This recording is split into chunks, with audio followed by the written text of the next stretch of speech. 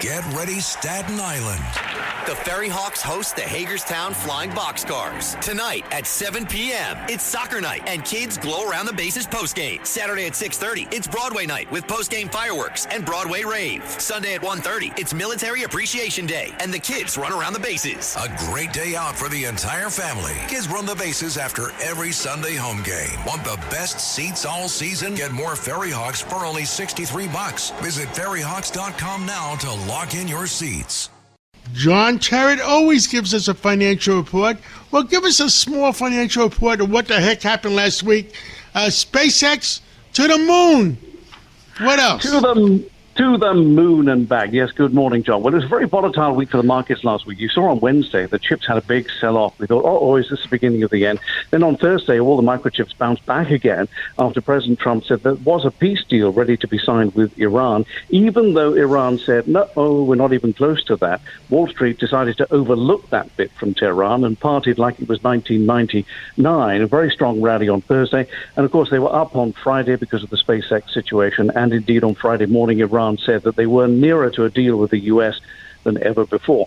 But to be fair, there was really only one story last week, and that was the SpaceX IPO. A lot of excitement, I think, because it's Elon Musk. I mean, he drives this. He's such a well-known personality.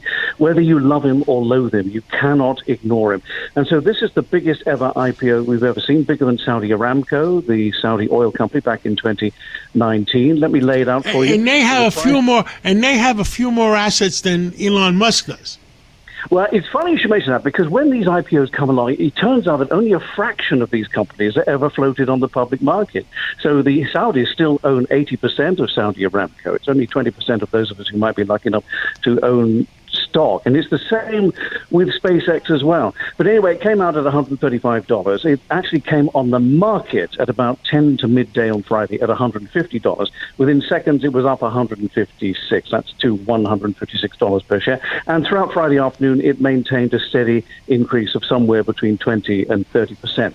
Now, this is a bet on the future, okay?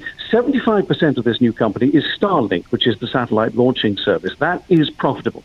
The rest of it is XAI, which they only bought fairly recently. That's going to be expensive for them going forward as they develop AI products. And the other bit is SpaceX itself, which is the rocket launching business. Now, that's only ever operated at a loss so far. And everything hinges on Starship, which is their huge, fully reusable rocket. But it's only yet not got as far as Earth's orbit. So it's been successful. They've had some crashes with it, but it hasn't actually got into orbit. So that's something to bear in mind. Nonetheless, this was an historic moment. Elon Musk becomes the first trillionaire on paper. Always remember, when we talk about these numbers and these things, it's always on paper. You never get the money until you cash in the chips. The other big story of the week was in cryptocurrency. Sam Bankman-Fried, the now jailed co-founder of FTX, one of the big U.S.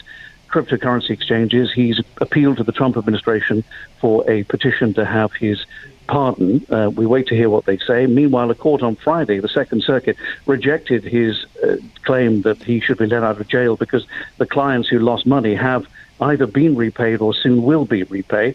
And so we come to the week ahead. Wednesday, retail sales, part of the inflation story, and of course also part of the inflation story. On Wednesday, the Fed will make a rate decision at 2 p.m. Eastern. For the first time under the auspices of Kevin Warsh, no change is expected. And as you know, John, and I hate saying this to you really, but as you know, Wall Street has fully factored in now interest rate hike before the year's end. John.